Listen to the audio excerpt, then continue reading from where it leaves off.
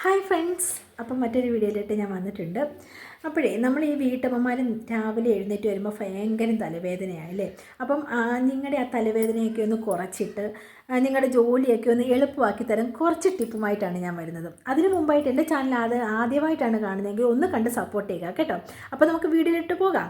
നമ്മളിപ്പം നാളെ എന്തെങ്കിലും ഉണ്ടാക്കണമെന്നുണ്ടെങ്കിലുണ്ടല്ലോ, ഇന്നേ നമ്മളൊന്ന് പ്ലാൻ ചെയ്ത് വെക്കണം. നമ്മൾ എന്തൊക്കെയാണ് ഉച്ചയ്ക്ക് ഉണ്ടാക്കേണ്ടത്, എന്തൊക്കെയാണ് രാവിലെ ബ്രേക്ക്ഫാസ്റ്റ് ഉണ്ടാക്കേണ്ടത്, എന്താ ഡിന്നർ എന്തൊക്കെയാണ് ഉണ്ടാക്കേണ്ടതെന്നൊക്കെ ഒന്ന് പ്ലാൻ ചെയ്ത് നമ്മൾ വെക്കണം.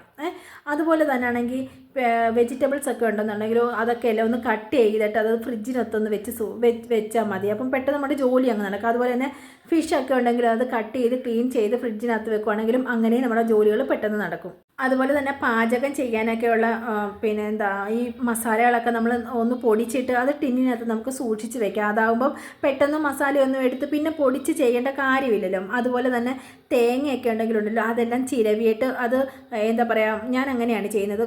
2 ദിവസത്തേക്കുള്ള തേങ്ങകളൊക്കെ ചിരകി വെച്ചിട്ട് വായു കയറാത്തതിനകത്ത് നന്നായിട്ട് അടച്ചിട്ട് ഫ്രിഡ്ജിനകത്ത് വെച്ചാൽ അത് എത്ര ദിവസം വേണമെങ്കിലും കേടുകൂടാതിരിക്കുക. എന്നാലും 2 ദിവസത്തിൽ കൂടുതൽ ഞാൻ എടുക്കത്തില്ല. എല്ലാവരും ഒന്ന് ട്രൈ ചെയ്ത് നോക്ക്. വിറകടുപ്പിലാണ് നമ്മൾ കത്തിക്കുന്നതെന്നുണ്ടെങ്കിലുണ്ടല്ലോ, വിറക് നേരത്തെ തന്നെ നമ്മൾ എടുത്ത് വെക്കാൻ ശ്രമിക്കുക. അതാകുമ്പോൾ പെട്ടെന്ന് നമ്മുടെ ജോലി അങ്ങ് ഒതുങ്ങും. അതുപോലെ തന്നെ ആണെങ്കിൽ അന്നുള്ള തുണികൾ അന്നന്ന് തന്നെ കഴുകിയിടുകയും ആ തുണികൾ ഉണങ്ങി കഴിയുമ്പോൾ തന്നെ മടക്കി വെക്കുകയും ശ്രമിക്കുക. അതുപോലെ തന്നെ നമ്മൾ ഭക്ഷണങ്ങളെല്ലാം ഉണ്ടാക്കി കഴിഞ്ഞ് ഉള്ള പാത്രങ്ങളെല്ലാം അന്നേരമുള്ള പാത്രങ്ങളെല്ലാം അങ്ങ് ക്ലീൻ ചെയ്ത് വെക്കുകയാണെങ്കിൽ നമ്മുടെ ആ ഒരു ജോലി നമുക്ക് ഒതുങ്ങി കിട്ടും. അതുപോലെ തന്നെ രാത്രി നമ്മൾ ഉറങ്ങുന്നതിന് മുമ്പായിട്ട് കിച്ചണിലെ കൗണ്ടർ ടോപ്പും സിങ്കും നന്നായിട്ട് കഴുകി വൃത്തിയാക്കി വെക്കുമ്പോഴുണ്ടല്ലോ, രാവിലെ അങ്ങനെ ചെയ്യുമ്പോൾ തന്നെ നമ്മുടെ അടുക്കളയിലോട്ട് പിറ്റേ ദിവസം നേരം വെളുത്ത് നമ്മളൊന്ന് കയറി വരുമ്പോഴും നമുക്കൊരു പോസിറ്റീവ് എനർജി ആയിരിക്കും അല്ലേ. എല്ലാവരും അതൊന്ന് ശ്രമിച്ചു നോക്ക്. ഞാൻ ചെയ്യുന്ന കുറച്ച് കാര്യങ്ങളാണ് ഞാനിവിടെ പറയുന്നത്.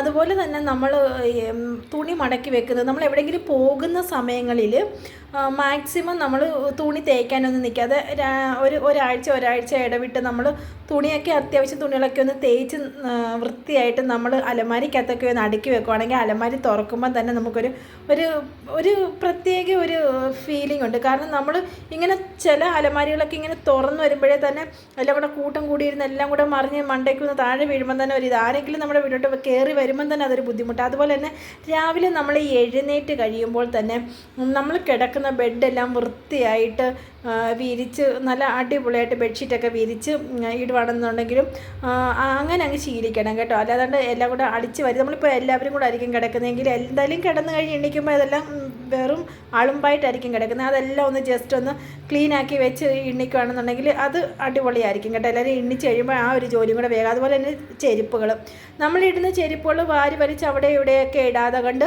നമ്മൾ അതിന് എന്തായാലും ചെരുപ്പൊക്കെ സൂക്ഷിച്ച് വെക്കാനുള്ള ആ ട്രാക്കിനകത്ത് കറക്റ്റായിട്ട് ആ ചെരുപ്പൊക്കെ ഒന്ന് എടുത്ത് വെക്കുകയാണെന്നുണ്ടെങ്കിൽ നമുക്ക് എവിടെയെങ്കിലും പോയാലും നമ്മൾ ഓടി നടക്കേണ്ട കാര്യമില്ല. പെട്ടെന്ന് ചെരുപ്പ് എടുക്കുക. അതുപോലെ തന്നെ മറ്റൊരു കാര്യം എന്ന് വെച്ചാൽ നമുക്ക് ഈ ഈച്ചയും ഒക്കെ നമ്മുടെ ടൈലിനകത്തൊക്കെ വന്നിരിക്കാനായിട്ട് ഇരിക്കുമല്ലോ. അപ്പം നമ്മൾ ഈ പിള്ളേരാകുമ്പോൾ മധുരങ്ങളും എല്ലാം കഴിച്ച് അവിടെ ഇവിടെയൊക്കെ ഒക്കെ ഇട്ട് ഈച്ചകളൊക്കെ വന്നിരിക്കുമ്പോൾ നമ്മൾ മെയിനായിട്ടും ചെയ്യേണ്ടതെന്ന് വെച്ചാൽ ഒരിച്ചിരി കർപ്പൂരം പൊടിച്ച് വെള്ളത്തിനകത്തൊന്ന് പൊടിച്ച് വെള്ളത്തിനകത്തിട്ടിട്ട് അതൊന്ന് കൊണ്ട് നടന്ന് കൈകൊണ്ടൊന്ന് എല്ലായിടും ഒന്ന് തളിച്ചിട്ട് നന്നായിട്ടൊന്ന് തുടച്ചെടുക്കുകയാണെന്നുണ്ടെങ്കിലുണ്ടെങ്കിൽ ഈച്ചയും കണ്ണീച്ചയും പോലുള്ള ചെറിയ പ്രാണികളുടെ ശല്യങ്ങളെല്ലാം ഒഴിവായി കിട്ടും കേട്ടോ.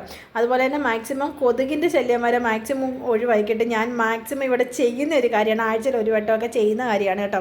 കാരണം എൻ്റെ കൊച്ചുമോന എല്ലാം തിന്നിട്ട് അവിടെ ഇവിടെ എല്ലാം കൊണ്ട് തൂത്ത് വെക്കും. ഈച്ചയായിരിക്കും ഫുള്ളും. അപ്പം ഇങ്ങനെ ഒരു കാര്യം ചെയ്താൽ ഈച്ചയൊക്കെ പെട്ടെന്ന് പോകും. അതും ഒന്ന് ശ്രദ്ധിച്ചോണേ.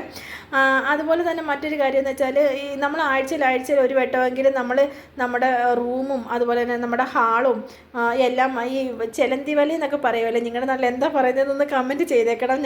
ഞങ്ങൾ കായംകുളക്കാരായതുകൊണ്ട് ചെലന്തി വല എന്നാണ് പറയുന്നത്. അപ്പം ആ ചെലന്തി വലയൊക്കെ ഒന്ന് ജസ്റ്റ് ഒന്ന് അടിച്ചൊന്ന് വൃത്തിയാക്കി ഒക്കെ ഒന്ന് ഇട്ട് ഒന്ന് തുടച്ച് വൃത്തിയാക്കി ഇടുവാണെങ്കിൽ നമ്മുടെ വീടും വൃത്തിയാകും.